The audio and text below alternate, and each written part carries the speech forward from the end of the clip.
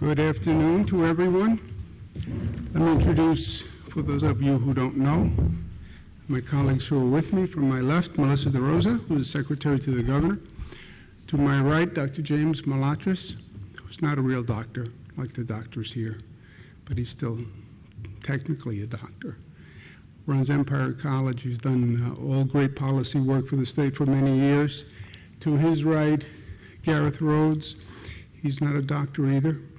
Well, technically, he's a doctor, too, because an attorney is a doctor, who is at Department of Financial Services, but who has worked with me in the state for many years, and he's been a great talent here. It's a pleasure to be here today. We're in Syracuse, State University of New York, upstate, medical school and hospital. I had a chance to say hello to the nurses and doctors who work here, got to wave from a social distance. But I wanted to say thank you for all they've done here. They also sent a team down to New York City. So it's just been an extraordinary experience, but we've seen the good, the bad, and the ugly in all of this. And the good is beautiful. Let me talk to you about some of the facts that we're dealing with today. Facts are our friend, right? People want to make decisions. They want to know the facts without spin, without opinion. And that's what we've been giving them. Total hospitalization rate is down a tick, which is good news. The change in hospitalization on a rolling total, you see, is down. Number of intubations is also down. The number of COVID hospitalizations per day, these are new people who are newly diagnosed with COVID. It's under 1,000, which is good news. It's still a significant number of people, 900 people.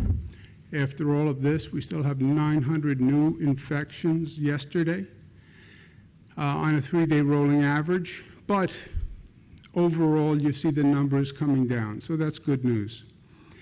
This is the worst news. Every day, I think maybe today is the day the nightmare will be over, but it's not. 335 people passed away yesterday from this virus in this state. That's 335 families. You see this number is basically reducing, but not at a tremendous rate. And the only thing tremendous is the number of New Yorkers who still pass away. Everyone is talking about reopening. I get it. You can't sustain being closed.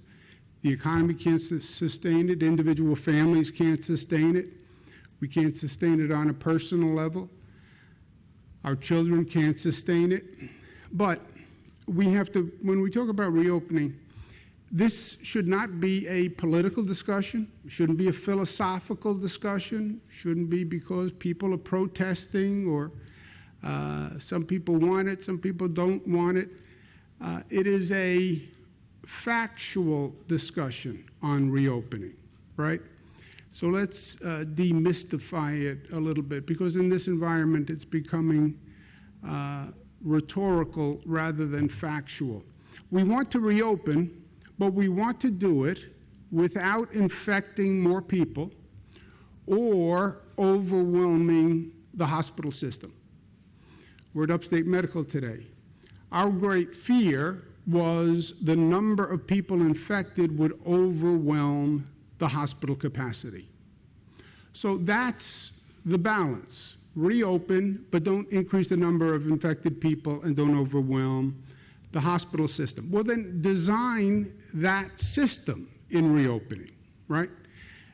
You can factually, with data, design a system that does just that. And that's what government is supposed to do.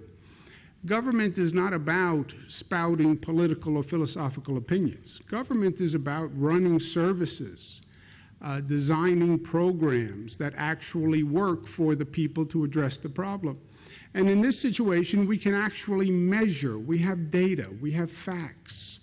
So measure what is happening in society and calibrate your reopening to those measurements, right? So We're adopting a set of rules, a set of guidelines. We've studied reopening plans all around the country.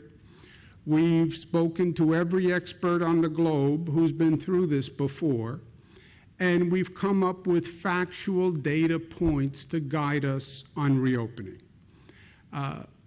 First point, don't overwhelm the hospital system. If the hospital system in an area exceeds 70% capacity, which means you're 30%, you only have 30% left, or the rate of transmission of the virus hits 1.1, those are danger signs. We know that.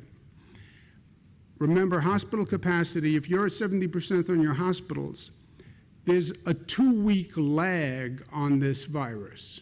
So if you ever hit 70%, you can expect the number to go up for the next 2 weeks as people who just got infected actually get ill, and some of them come into the hospitals. So 70% is a safe metric to use for your hospital capacity. If the transmission rate hits 1.1, that's what they call outbreak. That means it's going to spread much, much faster. You wouldn't start reopening unless you had a transmission rate below 1.1, really below 1. But if it hits 1.1, that means you're in trouble. So those are the two main data points. If you look at the state, and this state is different than most states. This state has New York City, one of the most dense urban areas on the globe, and then we have upstate New York. And if you look at our infection rate upstate New York, it's very different than the rate downstate New York. And if you look at the rate upstate New York, it's comparable to many states in the Midwest and the West.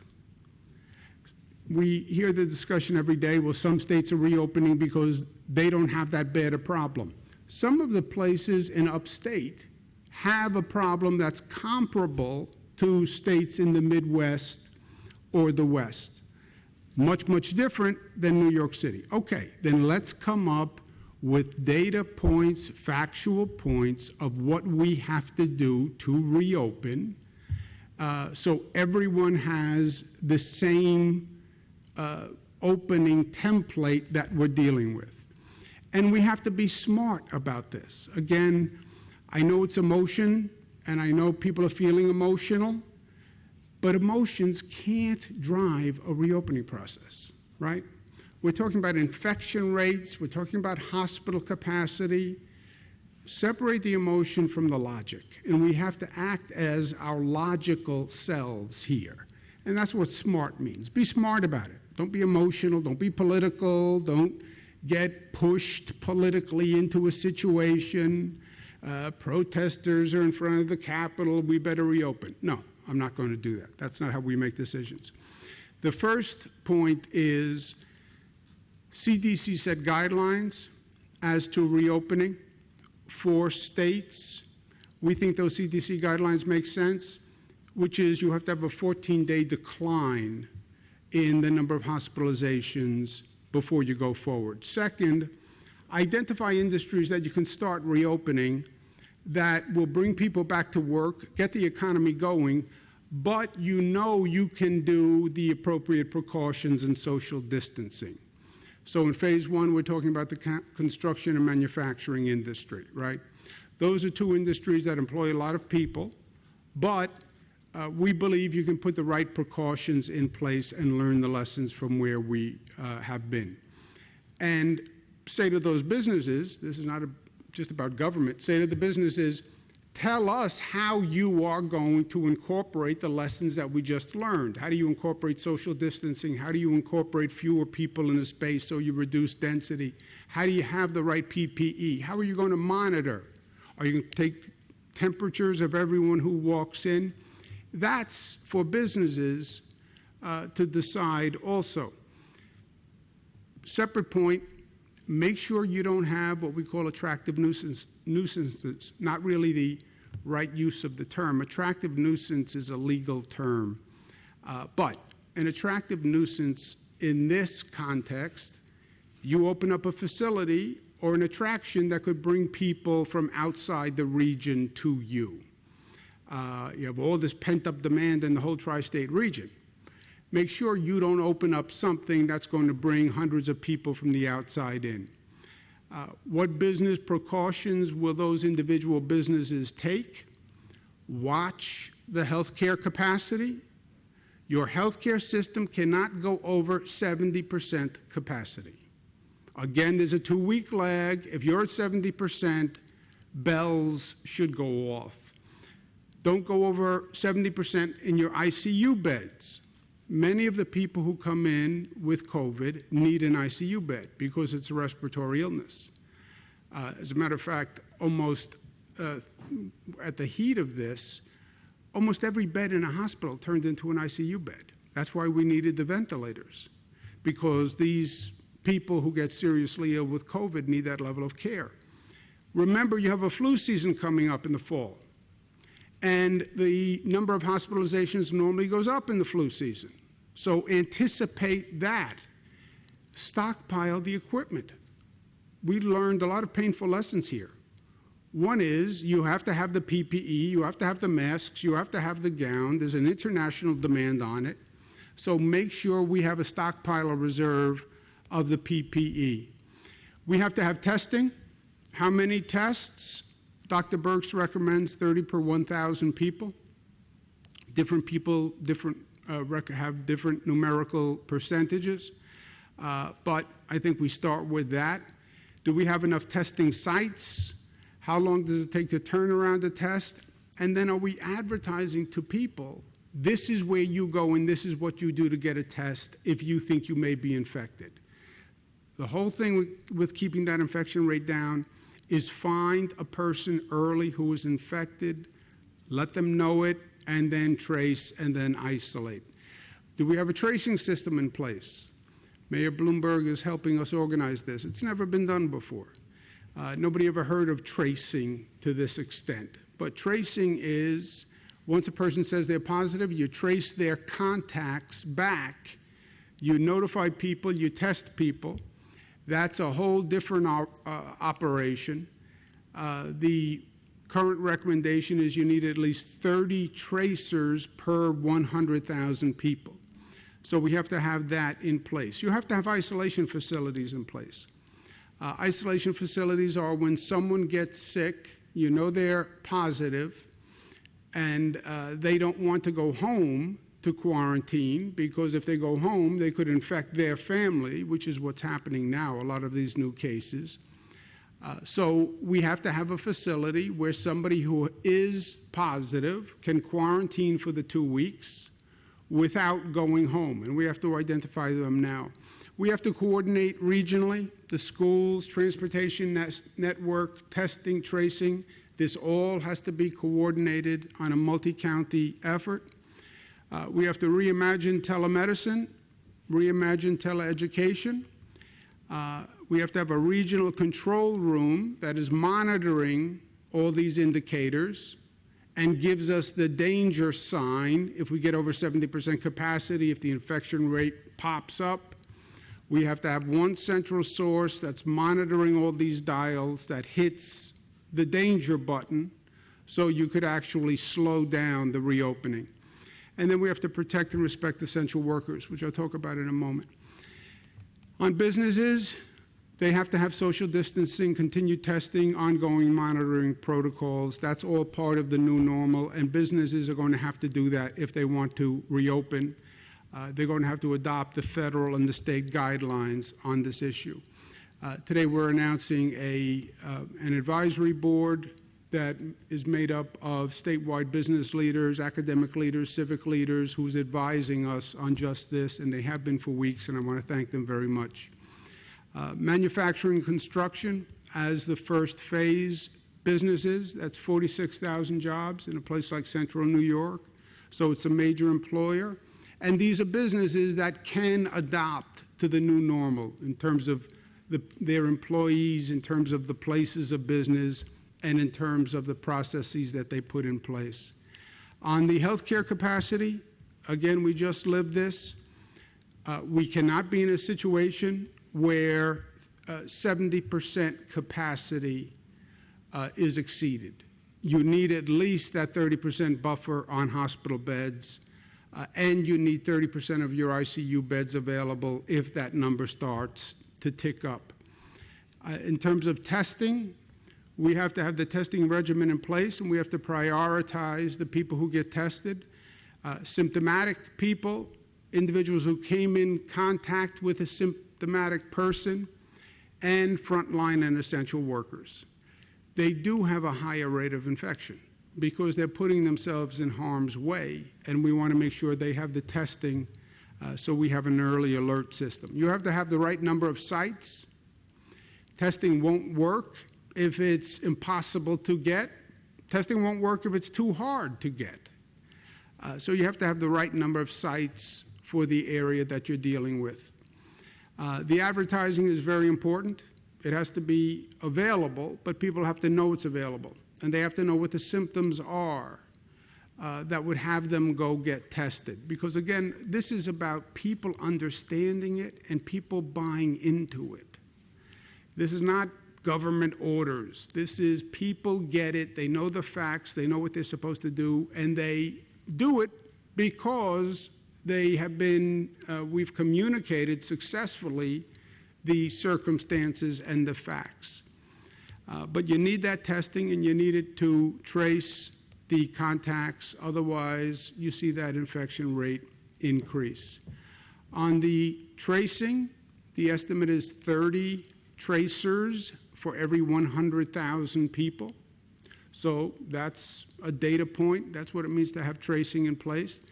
And then isolation facilities is a proportionate number of people who test positive, who say, I can't go home, or I don't want to go home. I don't want to infect my family. I don't want to infect my significant other.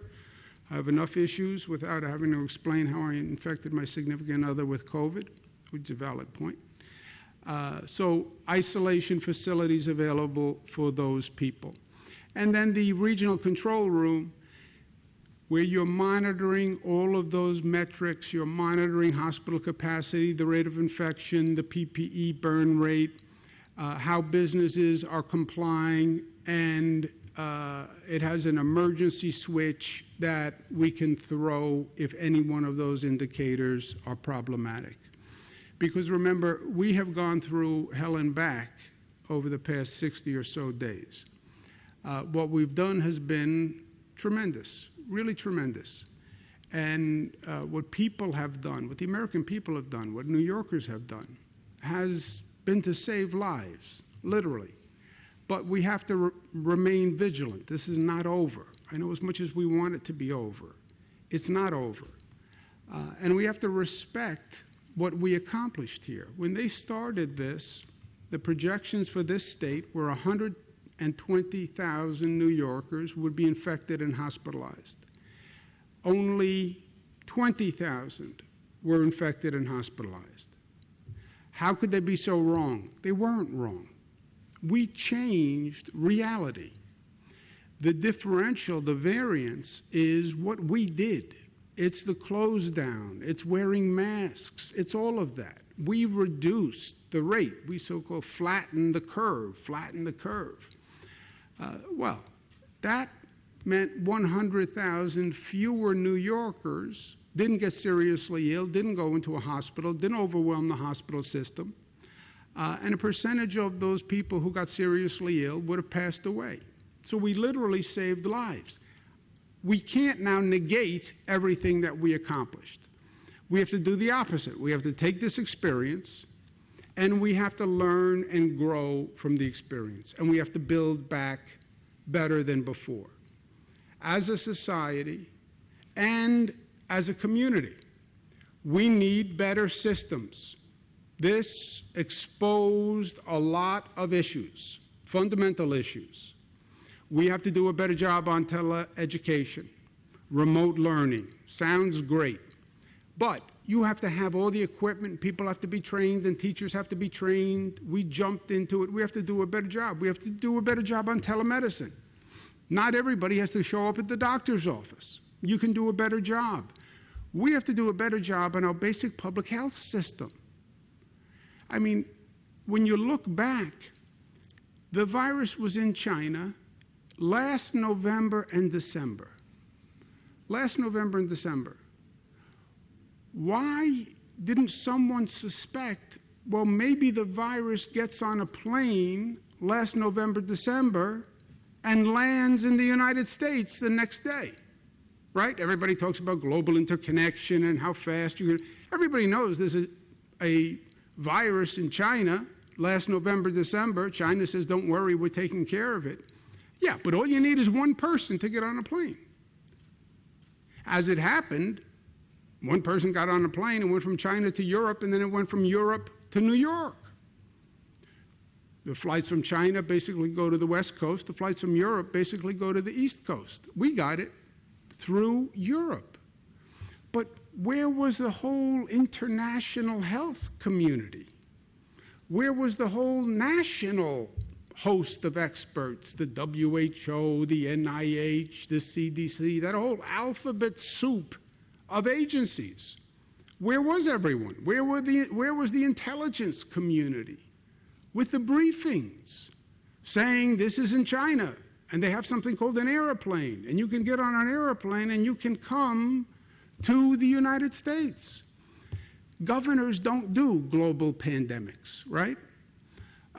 But there's a whole international, national health community would do that. Where are all the experts? Where was the New York Times? Where was the Wall Street Journal? Where was all the bugle blowers who should say, be careful, there's a virus in China that may be in the United States? That was November, December. We're sitting here, January, February, still debating how serious this is. And again, it's not a state responsibility, but in this system, who was supposed to blow the bugle and didn't? Because I would bank that this happens again, and is the same thing going to happen again? I hope not. So we have to figure these things out. We also have to remember that as a society and as a community, we're about government and we're about systems.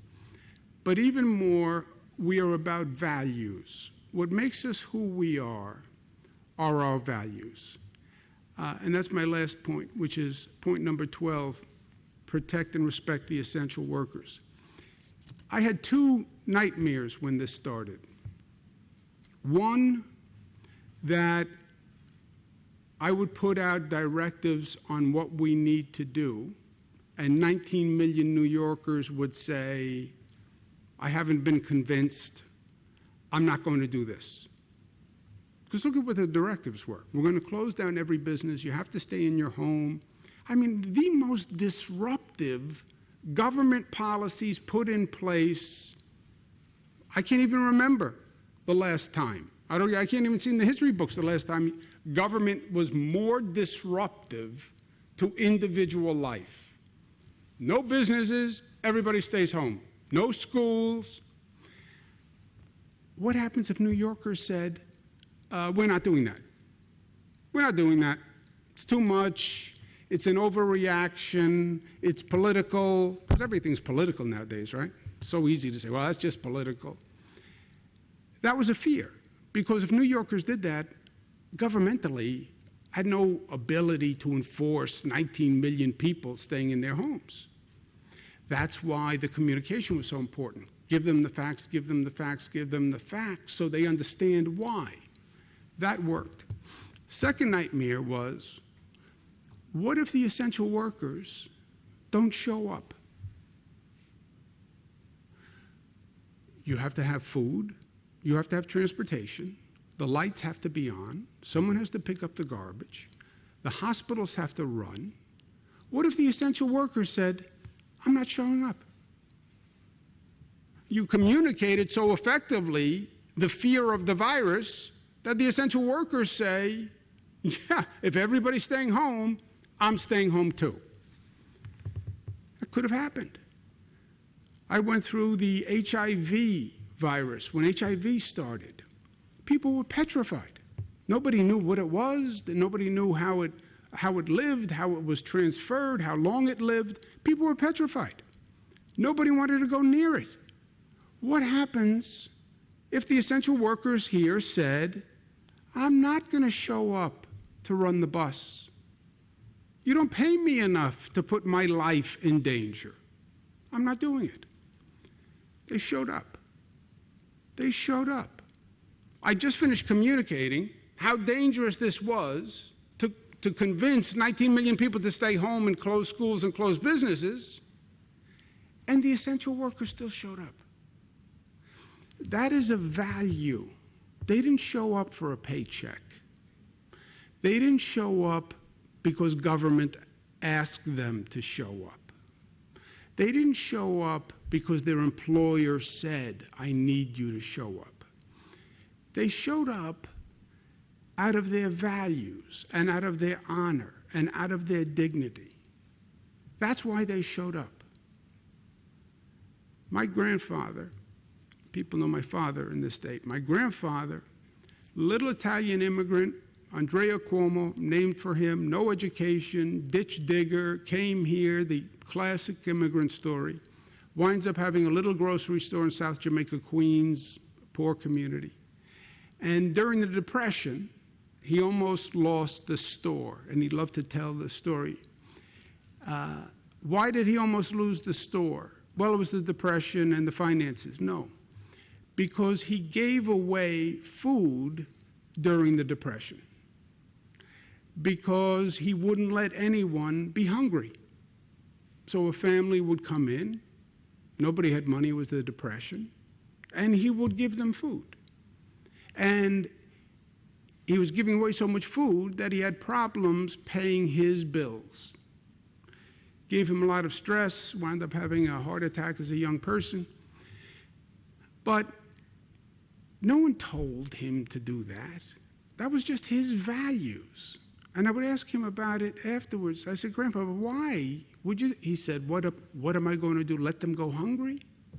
I'm going to let somebody go hungry? That was unimaginable to him.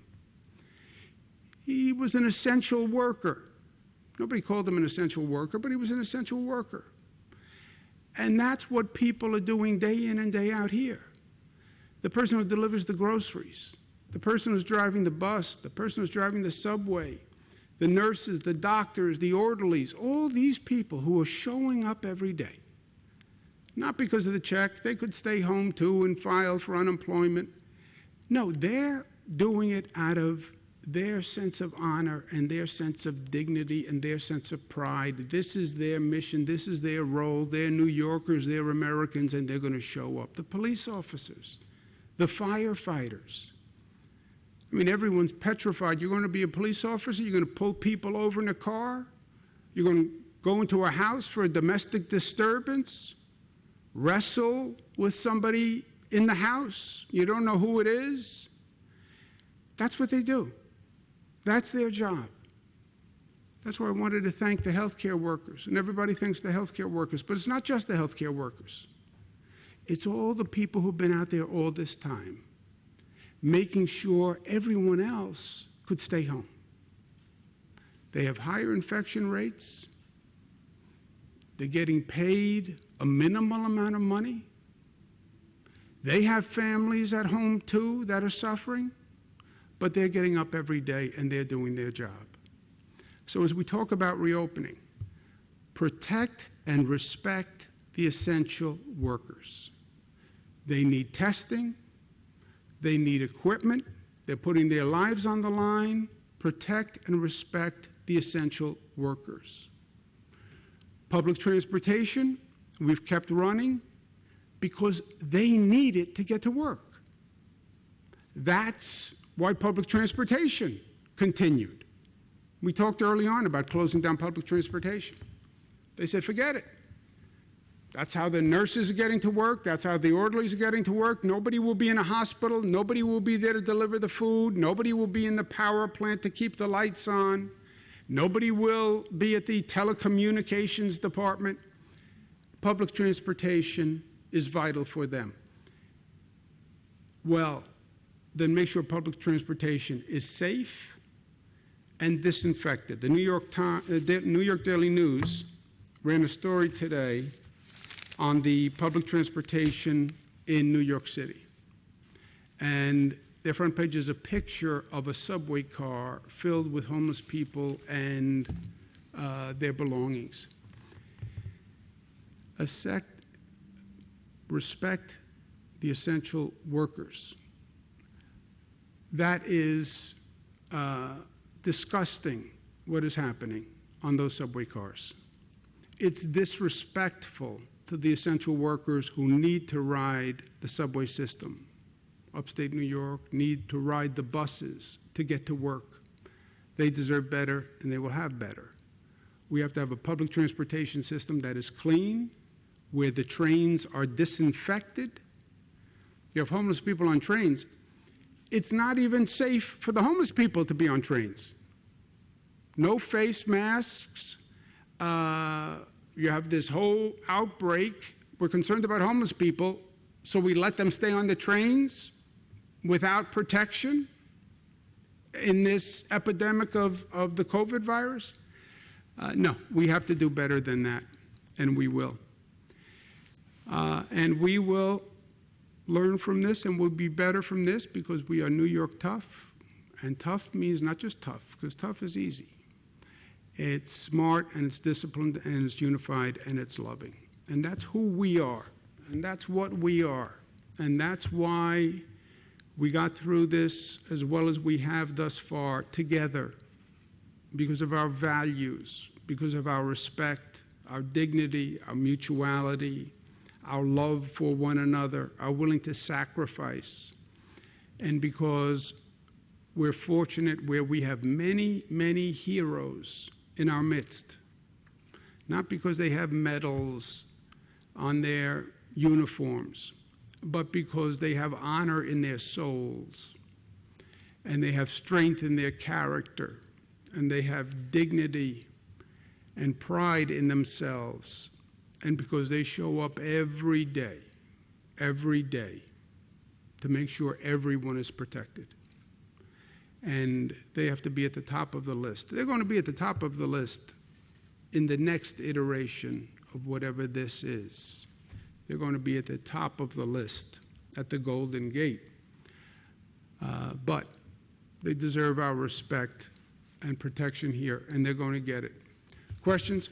Governor, Michael Benny from CMY Central. This week you introduced a lot of folks to the concept of an attractive nuisance. And in Central New York, we have the Syracuse Nationals Car Show, which I know you're a fan. The State Fair last time around drew 1.3 million people.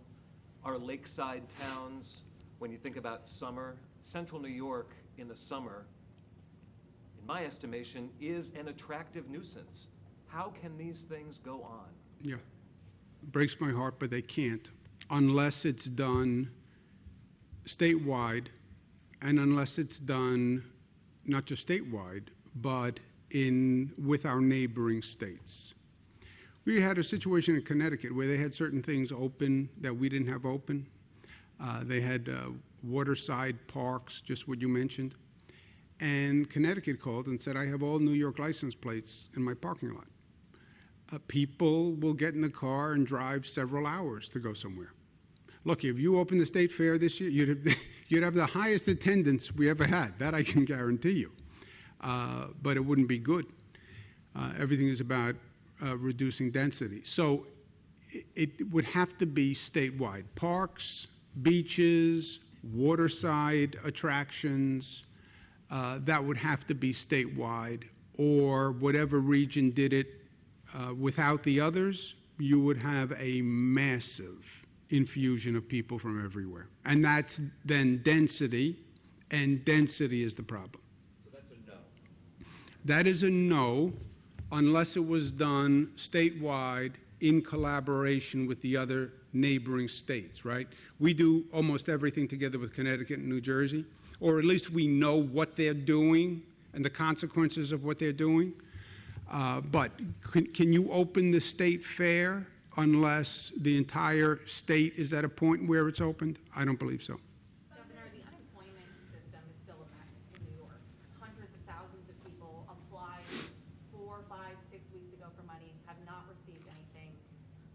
keep saying they'll get their money, it'll come when it comes, but a lot of these people live paycheck to paycheck. They've gone weeks without money. What more can you do to try and help them? Look, it's something we work at every day. It's not a New York problem. It's a nationwide problem. The number of unemployed hit an all-time high. They all call the local unemployment office in the state. Every state is dealing with this. I talked to the governors on joint conference calls. Every state is overwhelmed and trying to design new technology and new apps and new this. Our state actually is doing much, much better than the other states in how many people haven't been able to sign up. We have over 1,000 people working on phones and technology. It's even more now, right? 3,000 now. 3,000 people hired just to man phones and the website, et cetera. So we have the number down dramatically, but it was just a sheer function of quantity and volume. Now, good news, bad news. Yes, it's frustrating as heck. Good news is the check, it doesn't cost you any money. You will get the check for the same period of time. But your point is right. You are without that check until you get signed up. But the numbers are way down. Melissa, do you remember the... So right now, we've paid out $3.1 billion to over 1.5 million people, and as the governor said, we're heads and shoulders above all the other states who are dealing with this crisis. The problem is that as we get the backlog down in the previous weeks, that continues to build. You know, we're still getting claims in real time. Right now, we're down to around 400,000 outstanding claims. The majority of those are the pandemic unemployment insurance, the self-contractors, the gig employees, people who are out of work because their kids' schools are closed, which is something that the state has never dealt with before. That was new as a result of the CARES Act that was done at the end of March. And so the Department of Labor, as the governor said, we now have 3,000 people that are working on this issue, and they're going to keep working at it till everybody gets their money. The one thing I will say is the governor did an executive order that said that you can't be evicted for the 90 days, and obviously that's something that will extend going forward if that's necessary. So while folks are waiting to get this processed and while we get through this, at least they know they can't be evicted from their homes, and they will get the back pay back to the first day that they were due it. And we understand and we sympathize, and we're asking people to please remain patient, and we're doing everything we can to resolve the problem. You were asked about the exposure for some of those folks yesterday, and you said you believed it was 3 dozen or so. I spoke to 3 dozen families myself, just me, that had someone else's information in the mail, their social security numbers, their phone number, where they worked, all their financial information. So you had a chance to re-examine that exposure? So that's what we were aware of as of yesterday morning. We did a further investigation. It appears there was one mailing that was the problem, where literally 2 pieces of paper, when they were printed and collated, were stuck together, and then that caused the whole mailing to be off. And so we haven't identified the specific number. They're looking at that right now, but out of an abundance of caution, everyone whose forms were printed and mailed that day are going to receive free credit monitoring for an entire year, and they're having their claims prioritized. So they are working on that. As of yesterday morning, that was the number. We fear that number is higher, but we have isolated the one mailing that it was impacted from. And what day was that? I can get that information too. It was the end of last week. Sure. Today, all the points that you made today seem to be very similar to the points that were made in yesterday's briefing. Are we as a region seeing why now having permission to reopen after May 15th? Today what we did, I gave concepts more yesterday. Today I actually gave the numbers and the data, the actual steps to a reopening plan. We said that we'll look at regions. May 15th, the state goes on unpause. We are on pause, unpause. That's about 2 weeks. The CDC guideline says declining cases for the preceding 2 weeks.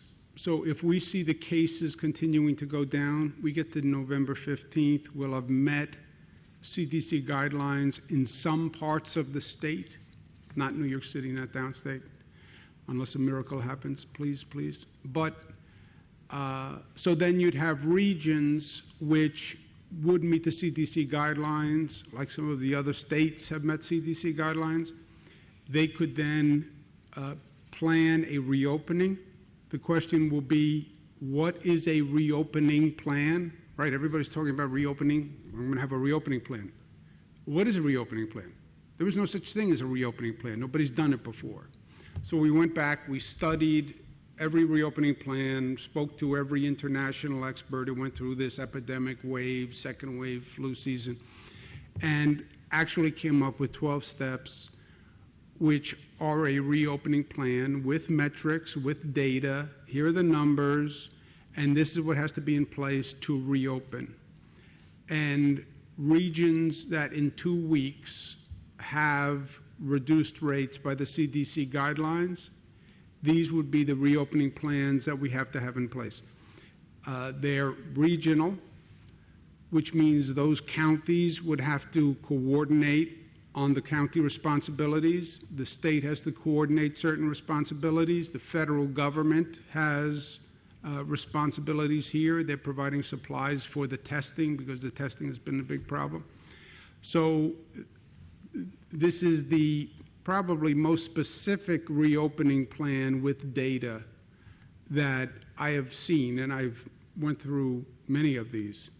But it's a very fact-based, data-driven reopening plan for regions that would keep them safe and allow the economy to reopen in phases. Yesterday, the president apparently had a phone conversation with several governors around the country, and he said, quote, states should seriously consider reopening their schools before the academic year is over.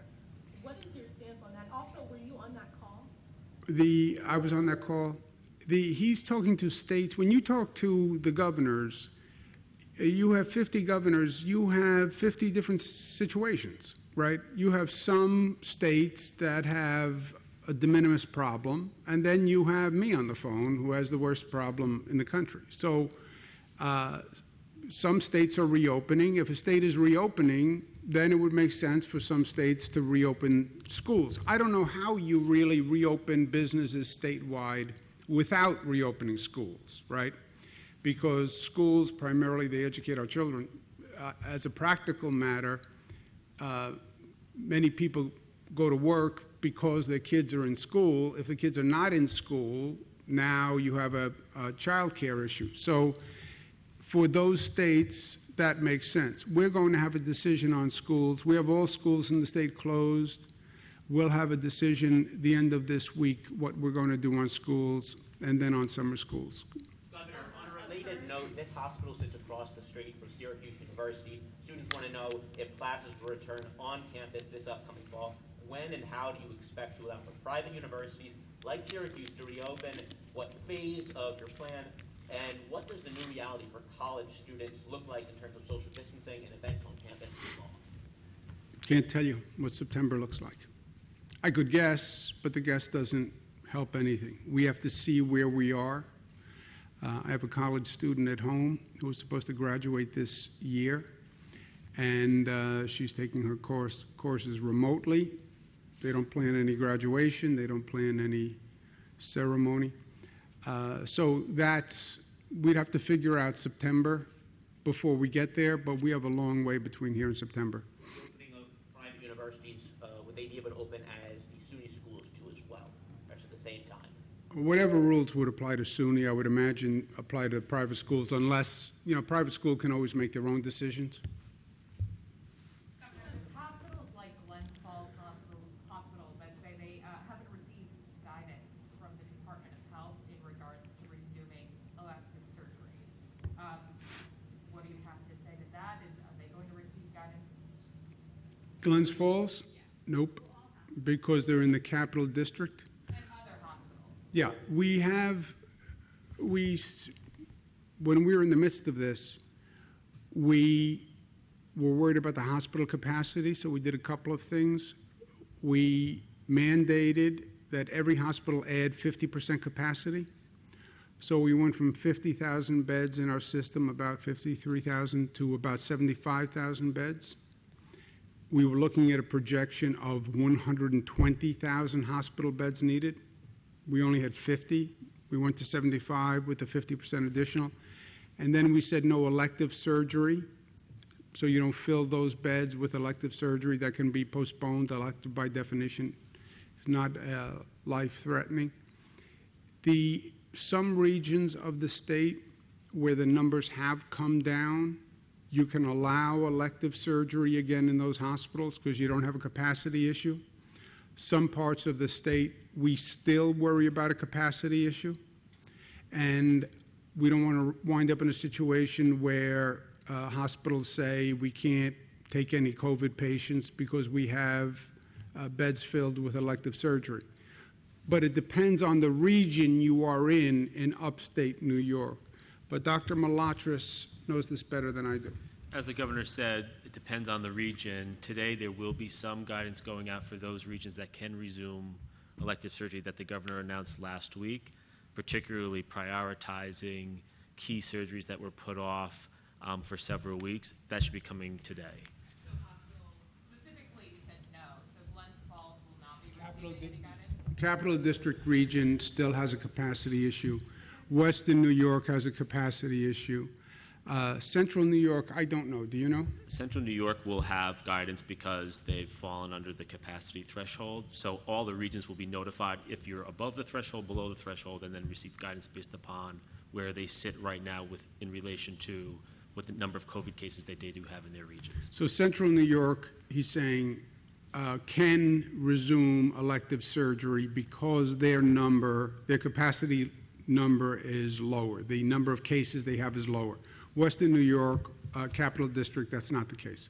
Governor, as other states. Let's ask someone else if I can. Hi, Governor, as other states start to, reopen, is there any concern that New York could fall behind economically since we're, maybe not quite ready to reopen yet? We're talking about regions of New York, right? So different regions are in a different place. Downstate New York is one of the most hard-hit places on the globe, let alone in the state of New York or the nation. But look, now downstate New York also had 9/11. Downstate New York also had Superstorm Sandy. You will take there will be a disturbance to the economy, I have no doubt. But we will come back in downstate New York. Upstate New York, again, some of the regions in upstate New York are much like other states. That was that slide I showed you. So we can be at about the same place that they are. But I'm not going to trade off economics for life and death, right? Public health comes first, life comes first. Thinking about my grandfather, he used to love to say, if we have our health, anything else we can figure out. But you have to have your health. If you're ever in a situation with yourself, God forbid, or a loved one where they give you a really devastating diagnosis, you see how fast everything else becomes irrelevant. It's just gone, If you have your health, you can figure out anything else. If you don't have your health, nothing else matters. Let's take one more. Governor, how was the new... You see tracing as a state responsibility or regional? I mean, local departments have to hire all these people. Both. You have county health departments that technically have tracers or people who do this function on a much lower level now. But you have county health departments, you have state health department officials, and then we're going to have to hire people also. This is something that no one has ever done before. And Mayor Bloomberg, former mayor of New York City, is going to help us design a system, do the training, but it's going to be a collaborative. So if you said Central New York, if you look at those numbers, Central New York would need about 150 tracers. That would be, you look at the counties in that region, how many people can do tracing who are now employees of the health departments, governments in that region. You don't have to be a health department person to be a tracer. How many state employees, and then how many do we have to hire to put that system together? Governor, how is the new 24-hour mandate going for nursing homes when it comes to releasing new COVID-19 information? Have you guys found any that haven't been following that new rule?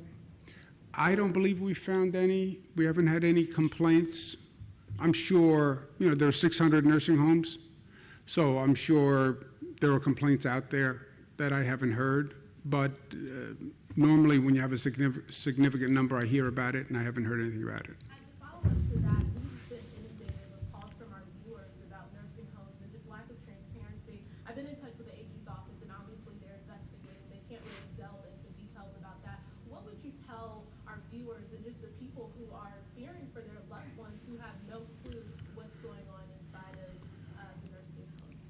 Well, they have a right to know, and that is a responsibility of the nursing home. The nursing home has to inform family members of the status of a person in a nursing home. And that we can help with. And the Attorney General is investigating, Department of Health is investigating also. What's really happening in nursing homes is what we feared from the get-go, right? We were introduced to this virus in the state of Washington in a nursing home. This virus is an efficient, effective predator, and the virus preys on the vulnerable, and the vulnerable are primarily elderly people, people with a compromised immune system. And a nursing home is ground zero for this virus, period. It is a congregate facility of vulnerable people. And to stop the virus from getting in, where every staff member who walks in, they have to take their temperature, et cetera, testing, et cetera, but it just takes one person, one facility person, one nurse, one orderly, one doctor, one anything to walk in there with a virus, and then it is fire through dry grass in that nursing home. That is, you look at the people who have passed with this virus, predominantly senior citizens, predominantly people with a compromised immune system. That is where this virus goes, and it is frightening. It is frightening. And if you have a loved one in a nursing home, yes, it is frightening. One more, sir. Governor, since there's a regional plan for reopening, if that second wave does occur later this year, would you consider a regional plan to close down the regions where the infection rate? Well, the way the plan would work is you have built-in monitoring mechanisms, right? You have a built-in, I would say governor, but I don't want to say that. Governor can be a limiting device. You have a built-in circuit breaker. If you go above 70% capacity on your hospitals, circuit breaker. So if you hit flu season and people start to come in for the flu and you hit that 70% threshold, then circuit breaker. You have to do something different. You're in the red zone. If the infection rate for COVID goes over 1.1, which is one person has it, and it transfers to more than one person, 1.1, circuit breaker, because you're off to the races at 1.1.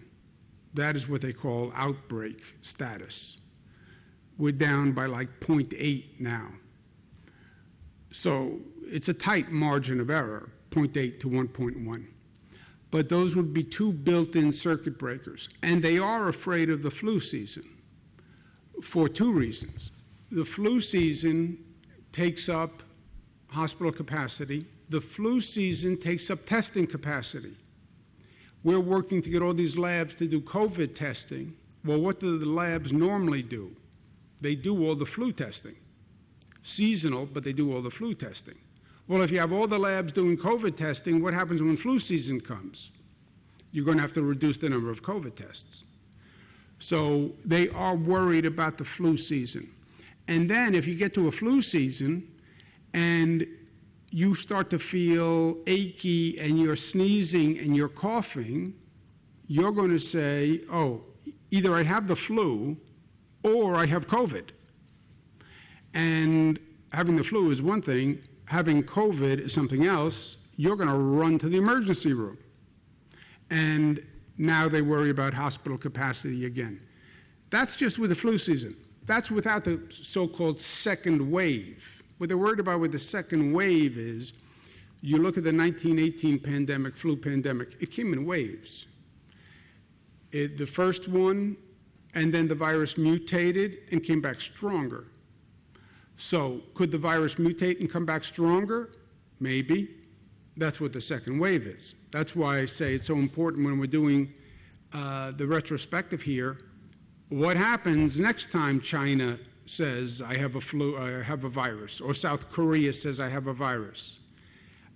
Is it going to take the international community and the federal agencies 2 months to figure out that we're in trouble?